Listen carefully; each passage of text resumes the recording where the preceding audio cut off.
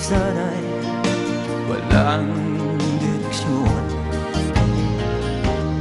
Tila kay lupit-lupit nitong panahon. Huwag kang mawawalan